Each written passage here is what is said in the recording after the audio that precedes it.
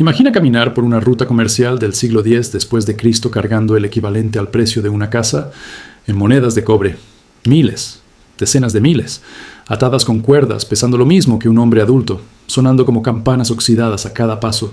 Cada montaña es un riesgo, cada río una amenaza, cada bandido una sentencia. Ahora imagina que alguien te dice, déjalas aquí, te doy un papel, y con ese papel podrás comprar, vender y viajar sin cargar nada. Eso, exactamente eso, ocurrió en China siglos antes de que Europa soñara con bancos modernos. Bienvenidos a El Cronista Financiero, donde la historia, el dinero y el poder convergen. La historia oficial occidental suele contarse como una línea recta. Roma inventa el derecho, Florencia inventa la banca, los Medici perfeccionan la contabilidad, Holanda da forma al capitalismo explicado en su versión más elegante, y el Banco de Inglaterra inaugura la modernidad financiera. Hay verdad en esa narrativa, pero es una verdad incompleta, porque mientras Europa medieval todavía era un mosaico de feudos, China ya operaba la economía más grande y sofisticada del planeta. Durante la dinastía Tang, alrededor del siglo VII después de Cristo, y más aún bajo la dinastía Song en los siglos X y XI, China no era solo un imperio, era un mercado gigantesco. Ciudades con más de 1 millón de habitantes cuando en Europa pocas superaban los 100.000. Redes administrativas que atravesaban miles de kilómetros. Canales, rutas comerciales, burocracia fiscal organizada. Era, en términos modernos, una superpotencia económica. Pero incluso las superpotencias tienen cuellos de botella. El talón de Aquiles del sistema chino era el cobre. Toda la economía dependía casi exclusivamente de monedas metálicas perforadas en el centro, unidas por cuerdas. Cada moneda individual pesaba pocos gramos. El problema no era la moneda en sí, el problema era la escala. Cuando el comercio se multiplica y la población crece, necesitas más medio de intercambio, más dinero. Y ahí comenzó la tensión clásica que atraviesa toda la historia del dinero, cuando la economía crece más rápido que la base metálica que la sostiene. A finales de la dinastía Tang y comienzos de la Song, la población se disparó. Los mercados urbanos explotaron, el comercio interior y exterior se intensificó. El Estado acuñaba monedas sin descanso, pero nunca eran suficientes. El cobre empezó a escasear. Su precio subió. El sistema se tensó, y como ocurre siempre en la historia de la deuda y de las finanzas personales, cuando el sistema oficial no alcanza, el sector privado innova. En la región de Sichuan, conocida por su dinamismo comercial, los mercaderes encontraron una solución simple y brillante. Depositaban sus monedas pesadas en tiendas de confianza. A cambio, recibían un certificado de papel, el jiaozi. Ese papel especificaba cuánto dinero habían entregado. Llevaba sellos, firmas y marcas para evitar falsificaciones. Era ligero, transportable y, lo más importante, redimible en monedas reales cuando el portador lo solicitara. Había nacido el primer sistema amplio de pagarés en papel que circulaban como dinero. No fue una revolución ideológica. Fue una solución práctica. Menos peso, menos riesgo de robo, menos fricción en el comercio. Mientras en Europa los peregrinos podían llevar cartas de crédito limitadas para viajar, esas cartas no circulaban libremente en los mercados. El jiaozi sí lo hacía. Se usaba para pagar mercancías, impuestos, deudas. Era, en esencia, el primer experimento serio de papel como dinero funcional. Y aquí aparece un patrón eterno en el sistema financiero explicado con crudeza. Cuando algo funciona y mueve riqueza, el Estado lo observa. Y cuando el Estado lo observa, rara vez lo ignora. Hacia el año 1023 después de Cristo, la dinastía Song tomó una decisión que cualquier banco central moderno entendería perfectamente: nacionalizar el invento. Prohibieron la emisión privada de notas, centralizaron la impresión, establecieron oficinas oficiales. El jiaozi dejó de ser una herramienta de comerciantes para convertirse en instrumento del poder estatal. El gobierno fijó denominaciones por ley, estableció fechas de vencimiento, normalmente 3 años, para obligar a su circulación y evitar el atesoramiento.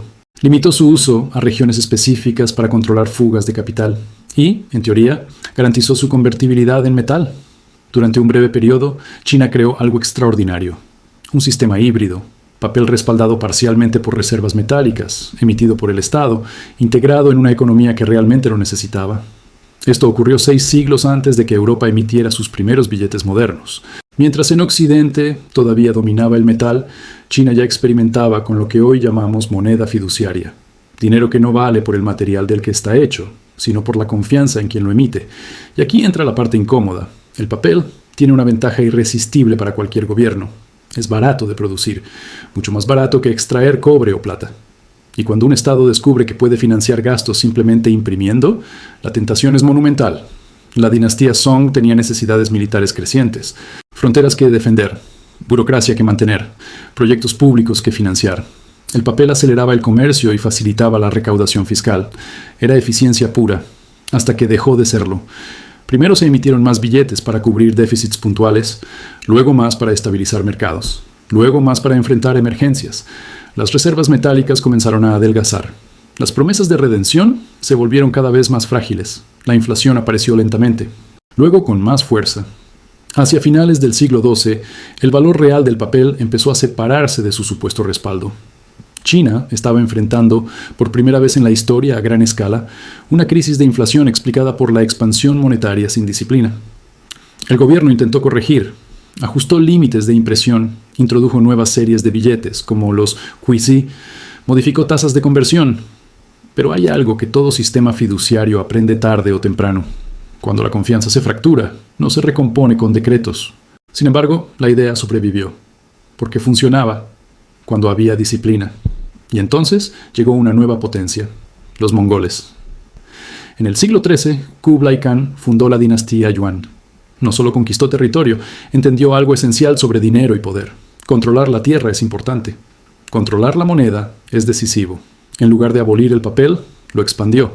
Bajo los Yuan, a finales del siglo XIII, el papel moneda se convirtió en el primer sistema fiduciario imperial, que abarcaba territorios desde la península de Corea hasta zonas de Persia.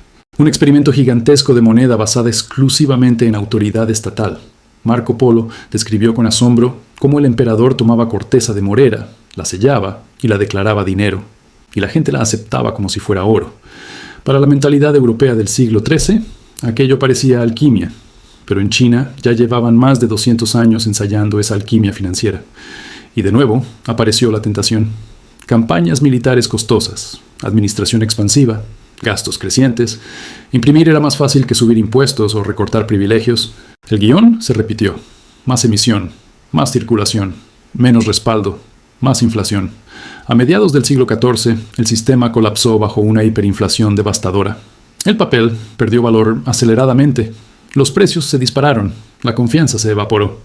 Cuando la dinastía Ming expulsó a los mongoles, tomó una decisión radical: abolir el papel moneda. El país que había inventado la moneda fiduciaria la rechazó durante siglos. Es una lección que resuena fuerte en América Latina. Argentina, tras sucesivas crisis e inflación crónica, desarrolló una cultura de desconfianza hacia su propia moneda. El recuerdo del corralito argentino en 2001 es, en esencia, una crisis de confianza. No era solo un problema técnico, era psicológico. La gente dejó de creer. Y cuando la gente deja de creer, el sistema financiero explicado en manuales deja de importar. Lo único que importa es la salida. Muchos creen que los problemas de inflación, expansión monetaria o flexibilización cuantitativa son invenciones del siglo XX, que todo empezó con la Reserva Federal o con el abandono del patrón oro en 1971. Pero la historia del dinero nos dice algo distinto. China ya había vivido el ciclo completo 1000 años antes. Innovación, expansión, abuso, colapso. Y si miramos con frialdad, el patrón se repite. Desde las devaluaciones latinoamericanas hasta las políticas del Banco Central Europeo o la Reserva Federal de los Estados Unidos tras la crisis de 2008. Tecnología distinta, psicología idéntica. El dinero es confianza institucionalizada. En España, la transición al euro implicó ceder soberanía monetaria a cambio de estabilidad. En América Latina, la dolarización parcial o total en países como Ecuador fue una respuesta directa a la pérdida de confianza en la moneda local. Es la misma lógica que enfrentó la dinastía Song. Cuando la credibilidad se erosiona, el metal, o la divisa extranjera, se vuelve refugio. Y aquí hay una lección profunda para quien busca libertad financiera e independencia económica.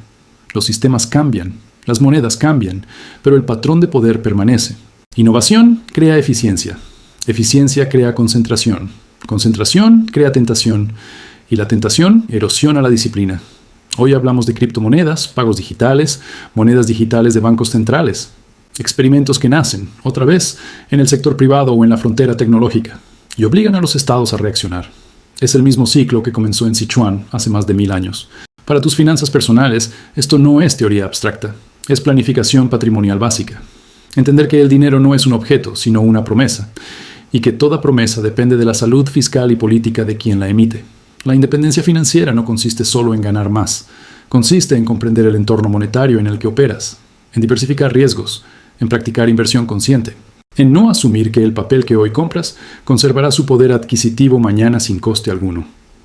La mentalidad financiera que diferencia a quien protege su capital de quien lo ve diluirse es histórica, no emocional.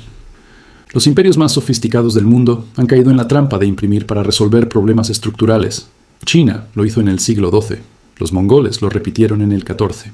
América Latina lo vivió en el siglo XX, y las economías desarrolladas enfrentan sus propias versiones más sofisticadas. La historia no es una curiosidad académica, es un manual de gestión de capital. Los comerciantes de Sichuan entendieron algo que muchos olvidan. El dinero es una herramienta. El Estado entendió después que es un instrumento de poder, y cada vez que el poder sustituye disciplina por conveniencia, la inflación se convierte en impuesto invisible. El capitalismo explicado sin maquillaje revela esta verdad incómoda. Quien controla la narrativa monetaria controla la distribución de riqueza. En el fondo, el papel moneda chino no fue solo una innovación técnica, fue el descubrimiento de la gravedad financiera moderna, que el valor no reside en el metal, sino en la confianza colectiva, y que esa confianza puede evaporarse más rápido que el cobre en una fundición. La historia no se repite, pero rima, y si no la entiendes, te aplasta igual.